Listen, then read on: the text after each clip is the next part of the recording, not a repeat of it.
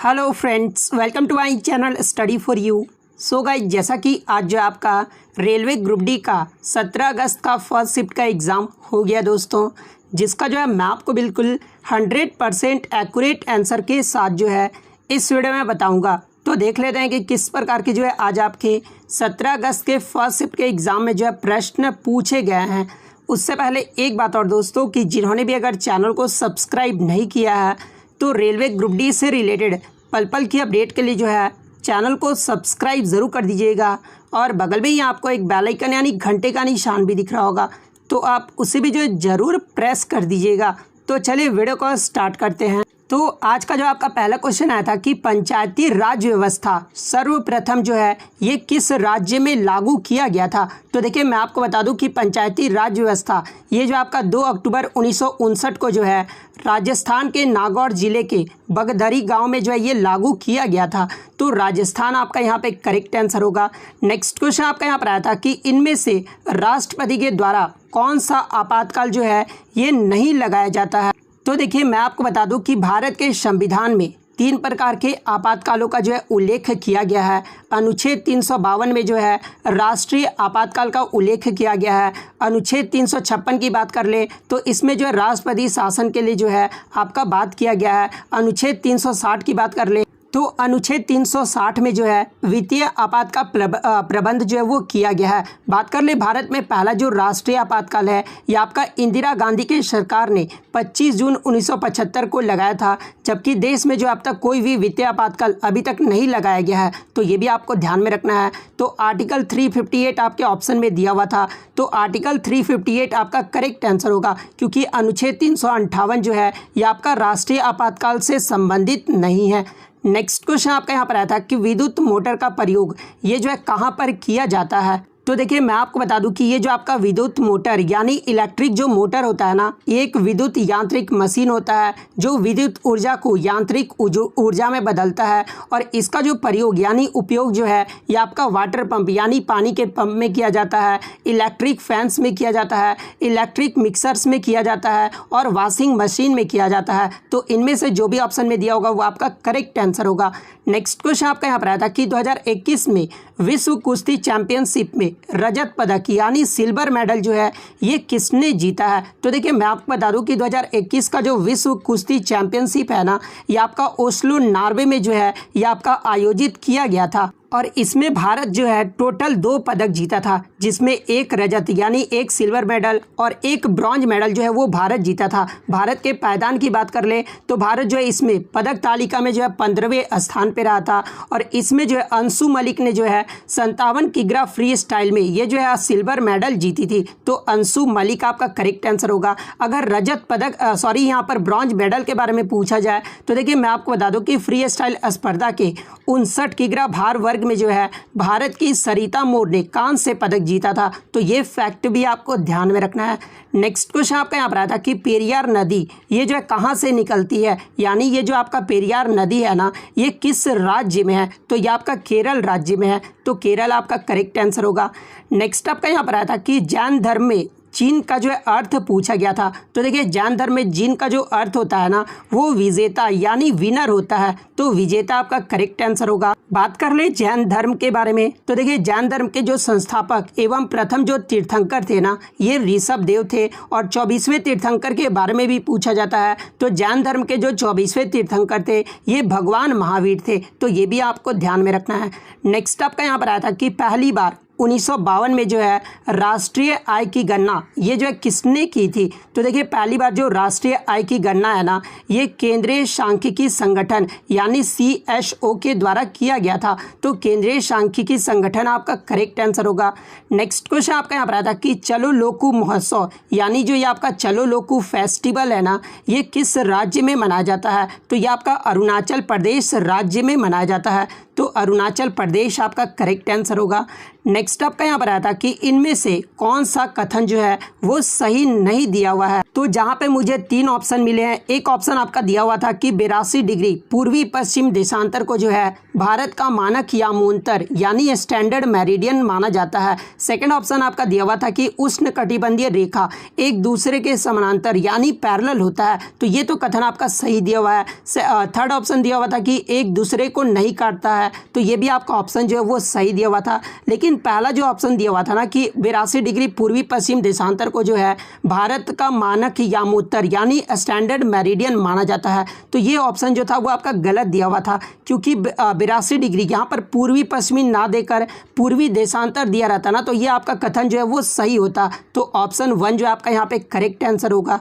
Next question आपका यहाँ पर आता है कि नमक तोड़ने के लिए 1930 में जो है गांधी जी के द्वारा कौन सा आंदोलन किया गया था। तो देखिए नमक तोड़ने के लिए 1930 में जो है गांधी जी के द्वारा दांडी मार्च किया गया था, तो दांडी मार्च आपका यहाँ पे करेक्ट आंसर होगा।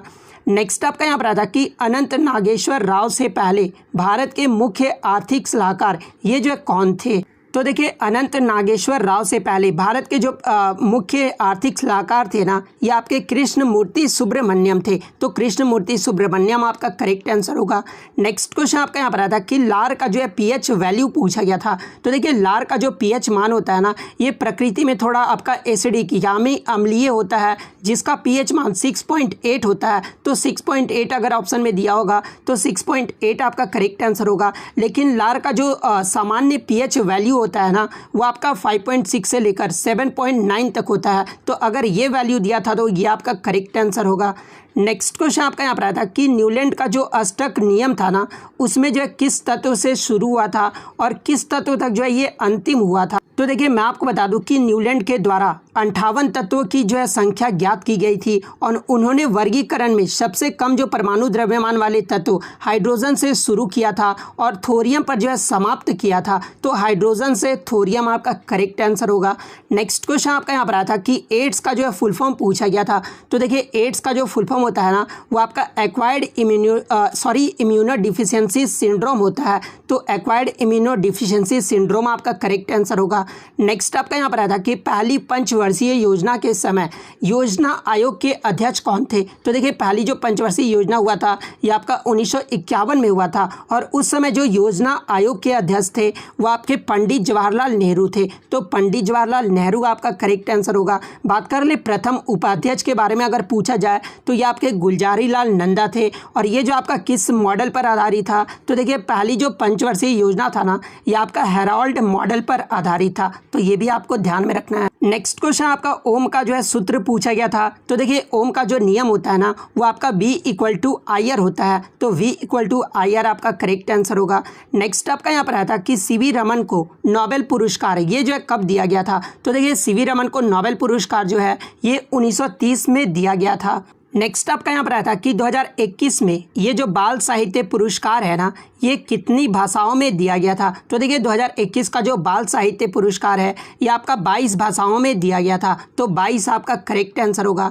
नेक्स्ट क्वेश्चन आपका यहाँ पर आया था कि विटामिन डी का जो है वैज्ञानिक नाम यानी साइंटिफिक नेम पूछा गया था। तो देखिए विटामिन डी का जो साइंटिफिक नेम होता है ना, वो कैल्सीफिरोल होता है, तो कैल्सीफिरोल आपका करेक्ट आंसर होगा। देखिए मैं आपको बता दूं कि आपके एग्जाम में विटामिन से जो हर शिफ्ट में प्रश्न पूछे जाएंगे, तो जिनका भी आगे आने वाले शिफ्टों में एग्जाम है आप इसे जरूर देख लीजिए। जैसे कि वाटर सॉल्युबल विटामिन कौन कौन से होता है, तो ये आपका विटामिन बी और सी होता है। फैट सॉल्युबल विटामिन कौन कौन सा होता है, तो विटामिन के, ई, डी और ए होता है। उसके बाद विटामिन ए की बात कर ले तो विटामिन ए का जो रासायनिक नाम है ये आपका रेटिनॉल होता है और इसकी कमी से जो है नाइट ब्लाइंडनेस होता है। विटामिन B1 का जो रासायनिक नाम होता है वो थायमिन होता है, इसकी कमी से जो है बेरी रोग होता है। विटामिन B2 का जो रासायनिक नाम होता है वो राइबोफ्लेविन होता है और इसकी कमी से जो है बैड स्किन होता है। विटामिन B12 की जो रासायनिक नाम है वो साइनोकोबाल्मिन होता है और इसकी कमी से जो है एनीमिया रोग होता है। विटामिन सी की बात कर ले तो इसका जो रासायनिक नाम होता है वो एस्कॉर्बिक एसिड होता है और इसकी कमी से जो स्कर्वी रोग होता है। विटामिन के की बात कर ले तो इसका जो रासायनिक नाम होता है वो फाइलोक्विनोन होता है और इसकी कमी से जो रक्त का धक्का नहीं जम पाता है। विटामिन डी की कमी से जो आपका रिकेट्स रोग होता है, तो ये भी आपको ध्यान में रखना है। तो नेक्स्ट क्वेश्चन आपका यहाँ पर आया था कि जल्लीकट्टू भारत के किस राज्य का एक पारंपरिक बैल उत्सव है। तो देखिए ये जो आपका जल्लीकट्टू है ना, ये आपका तमिलनाडु और कर्नाटक का जो है एक पारंपरिक बैल उत्सव है। नेक्स्ट आपका यहाँ पर आया था कि मिल्क ऑफ मैग्नीशिया या फिर ऑयल ऑफ विट्रॉल का जो है केमिकल फार्मूला पूछा गया था। तो देखिए इन दोनों में से जो भी पूछा गया होगा मैं आपको बता दूं कि मिल्क ऑफ मैग्नीशिया का जो केमिकल फार्मूला होता है ना वो MgOH2 होता है और इसका रासायनिक नाम की बात कर ले तो मैग्नीशियम हाइड्रोक्साइड होता है। वहीं अगर ऑयल ऑफ विट्रॉल का पूछा गया था तो ऑयल ऑफ विट्रॉल का जो रासायनिक फार्मूला है ना ये आपका H2SO4 होता है और सल्फ्यूरिक एसिड इसका रासायनिक नाम होता है। तो H2SO4 आपका करेक्ट आंसर होगा। नेक्स्ट आपका यहाँ पर आया था कि रक्त के धक्के जमने से कौन सा विटामिन जो आपका संबंधित है। तो देखिए रक्त का धक्का जो है ये आपका विटामिन के की कमी के कारण जमता है, तो विटामिन के आपका करेक्ट आंसर होगा। नेक्स्ट आपका यहाँ पर आया था कि विश्व आर्द्र भूमि दिवस यानी वर्ल्ड वेटलैंड्स डे ये जो है कब मनाया जाता है। तो देखिए विश्व आर्द्र भूमि दिवस प्रति वर्ष जो है ये 2 फरवरी को मनाया जाता है, तो 2 फरवरी आपका करेक्ट आंसर होगा। नेक्स्ट क्वेश्चन आपका यहाँ पर आया था कि लोकपाल के प्रथम अध्यक्ष कौन थे। तो देखिए प्रथम जो लोकपाल के अध्यक्ष थे ना ये पिनाकी चंद्र घोष थे। वहीं अगर वर्तमान की बात कर ले तो वर्तमान में जो लोकसभा का एडिशनल जो चार्ज दिया गया है ना ये प्रदीप कुमार मोहंती को दिया गया है, तो ये भी आपको ध्यान में रखना है। नेक्स्ट क्वेश्चन आपका यहाँ पर आया था कि भारत के नेपोलियन के रूप में ये जो है किसे जाना जाता है। तो देखिए भारत का नेपोलियन के रूप में जो है ये समुद्रगुप्त को जाना जाता है, तो समुद्रगुप्त आपका करेक्ट आंसर होगा। नेक्स्ट क्वेश्चन आपका यहाँ पर आया था कि हीलियम का जो है ऑक्सीडेशन नंबर यानी ऑक्सीकरण संख्या पूछा गया था। तो देखिए हीलियम का जो ऑक्सीडेशन नंबर होता है ना वो आपका 0 होता है, तो 0 आपका करेक्ट आंसर होगा। नेक्स्ट आपका यहाँ पर आया था कि आपका जो उष्ण कटिबंधीय जो सदाबहार वन होते हैं ना यानी जो आपके ट्रॉपिकल एवरग्रीन फॉरेस्ट होते हैं ये किस राज्य में पाए जाते हैं। तो देखिए उष्ण कटिबंधीय जो सदाबहार वन है ना ये मेघालय राज्य में पाए जाते हैं, तो मेघालय आपका करेक्ट आंसर होगा। नेक्स्ट आपका यहाँ पर क्वेश्चन आया था आपतन कोण और परावर्तन कोण का जो है मान पूछा गया था। तो देखिए angle of incidence and reflection का जो मान होता है ना वो 30 डिग्री होता है, तो 30 डिग्री आपका यहाँ पे करेक्ट आंसर होगा।